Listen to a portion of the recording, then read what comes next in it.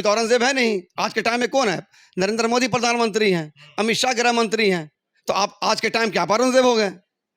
अमित शाह, नरेंद्र मोदी आज के टाइम के औरंगजेब हो गए। आप मुसलमानों टारगेट बना रहे हैं। आप दलित को नक्सलाइट के नाम पर बोला जाता है और मुसलमान को उग्रवादी के नाम पर बोला जाता है, आतंकवादी के नाम पर बोला जाता है। ये उनकी सोची समझी साजिश है। और एक नया कहानी ये आ गया कि मस्जिद में शिवलिंग निकला। अभी नया चीज जामा मस्जिद के बारे में ये कह रहे हैं, कभी लाल किला के बारे में कह रहे हैं। यार एक काम करो, पूरी हिस्ट्री खत्म कर दो। इनकी हिस्ट्री यही रही है।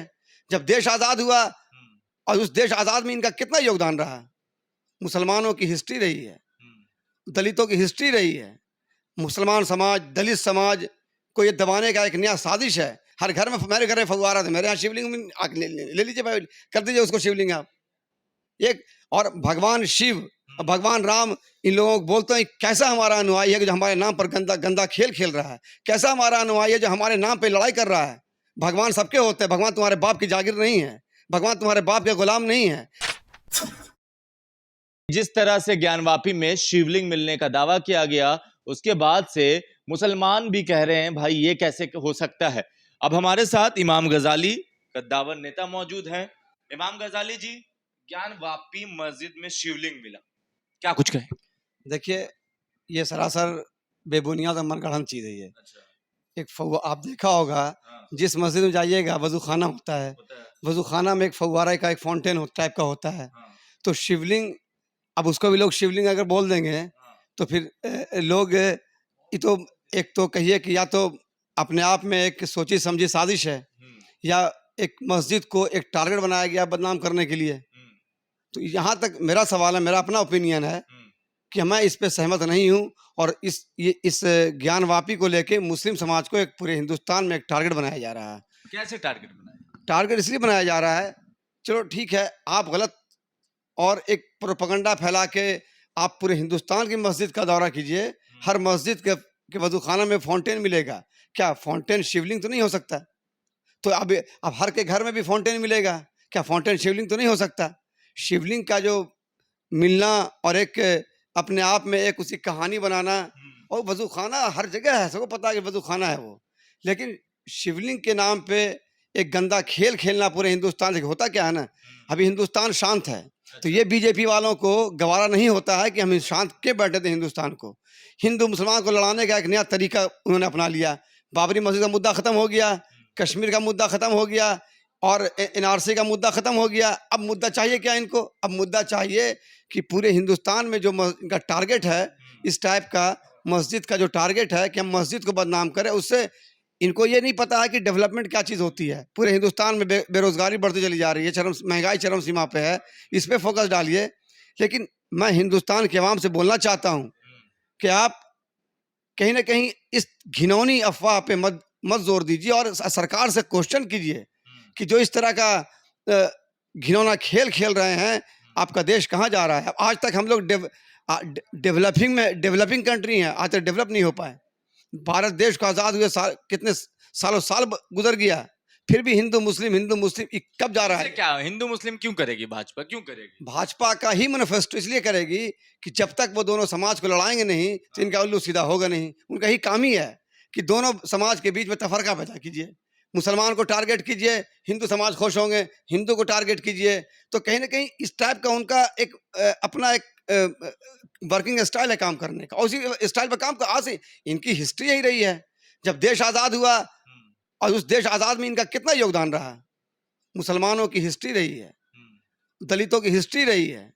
मुसलमान समाज, दलित समाज को ये दबाने का एक नया साजिश है। दलित को नक्सलाइट के नाम पर बोला जाता है और मुसलमान को उग्रवादी के नाम पर बोला जाता है, आतंकवादी के नाम पर बोला जाता है। ये उनकी सोची समझी साजिश है। और एक नया कहानी ये आ गया कि मस्जिद में शिवलिंग निकला। अभी नया चीज जामा मस्जिद के बारे में ये कह रहे हैं, कभी लाल किला के बारे में कह रहे हैं। यार एक काम करो, पूरी हिस्ट्री खत्म कर दो।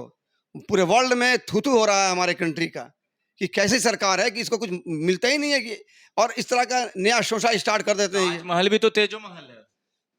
अरे भाई, आप हिस्ट्री जानते हैं, पूरी दुनिया हिस्ट्री जानता है।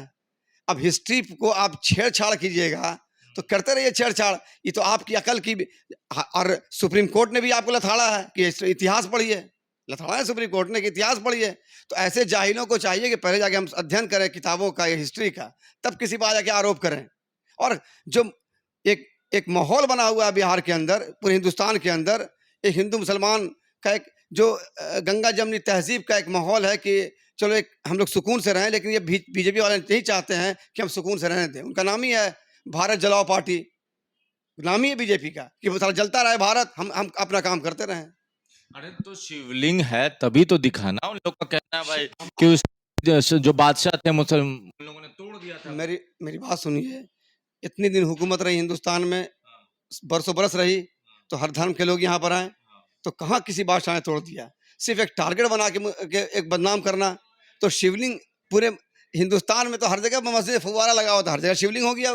हर घर में, मेरे घर में फव्वारा था, मेरे यहाँ शिवलिंग में ले लीजिए भाई, कर दीजिए उसको शिवलिंग आप एक। और भगवान शिव और भगवान राम इन लोगों को बोलते हैं कैसा हमारा अनुयायी है जो हमारे नाम पर गंदा खेल खेल रहा है, कैसा हमारा अनुयायी है जो हमारे नाम पे लड़ाई कर रहा है। भगवान सबके होते हैं, भगवान तुम्हारे बाप की जागीर नहीं है, भगवान तुम्हारे बाप के गुलाम नहीं है, भगवान हमारे भी हैं और आपके भी हैं। शिव जी और भगवान राम सब देख रहे होंगे ऊपर में कि हमारा नाम बेच करके खून रेजी कर रहा है पूरे हिंदुस्तान के अंदर। मुसलमानों ने उनका भगवान का घर कब्जा लिया है, तो अब वापस लेंगे? मुसलमान ने भगवान का घर नहीं कब्जा किया, बल्कि मुसलमान ने भगवान का घर को और दे दिया, इसलिए कि दोनों एक ही समाज से आते हैं, वो भी इंसान आप भी इंसान।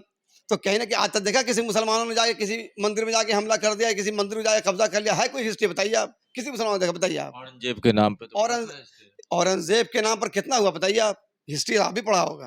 कहा जाता है ना कि भाई कहा जाता, छोड़ दीजिए आप।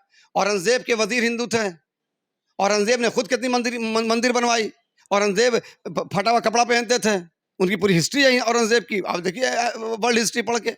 औरंगजेब एक बहुत ही इंसाफ पसंद बादशाह गुजरा है, लेकिन किसी आदमी को अगर बदनाम करना है तो उसको करते रहिए आप। अभी तो औरंगजेब है नहीं, आज के टाइम में कौन है? नरेंद्र मोदी प्रधानमंत्री हैं, अमित शाह गृह मंत्री हैं, तो आप आज के टाइम क्या आप औरंगजेब हो गए? अमित शाह नरेंद्र मोदी आज के टाइम के औरंगजेब हो गए। आप मुसलमानों को टारगेट बना रहे हैं, आप मुसलमान को टारगेट किया जा रहा है। सिर्फ टारगेट और मुसलमानों को तबाह बर्बाद करने की नई साजिश है। तो फिर मुसलमान टारगेट, जब ये चीज समझ में आ रहा है तो फिर क्यों टारगेट? तो टारगेट सब समझ में आ रहा, अचानक कोई आपके सर पे लाके थोप दे कि ये चीज है, तो कैसे नहीं टारगेट होगा? अब क्या पता, हम यहाँ बैठे हुए हैं, कोई पीछे से गोली मार दे, इसमें क्या, बहुत सारी बात है ना, तो हमको क्या पता उनके दिल में क्या कुरफात चल रहा है, उस शैतान क्या बहका रहा है उनको, उस शैतानी कुरफात है ना, उनका दिमाग मिस्टर डैंग की तरह शैतानी कुरफात शैतानी कुरफाती होती रहती है कि हम सिर्फ कहाँ पे मुसलमान, कहाँ पे ईसाई, कहाँ पे दलित समाज। अब बाबा साहब के नाम पे देखिए सिर्फ आंसू गिराते हैं इन लोग, बाबा साहब को गाली बकता है पीछे में। आप देखिए बाबा साहब के नाम बोलिए, बाबा साहब के नाम पे भद्दी भद्दी गालियां बकी जाती है। तो वो बाबा साहब मुसलमान थे क्या? फिर वो टारगेट बनाता है दलित समाज को, मुसलमान समाज को, कि दोनों कुछ लो, दबाओ, उनको तंग करो, यही काम है इनका, यही काम, और कोई काम नहीं। चलिए, इमाम गजाली हमारे साथ मौजूद थे, उन्होंने बताया कि भाजपा क्या कर रही है, क्यों कर रही है, और आज के जमाने के औरंगजेब है तो अमित शाह और मोदी। आपको क्या लगता है? आप अपनी राय नीचे कमेंट बॉक्स में लिखें। जुड़े रहे हमारे साथ, तब तक के लिए आपका बहुत बहुत धन्यवाद।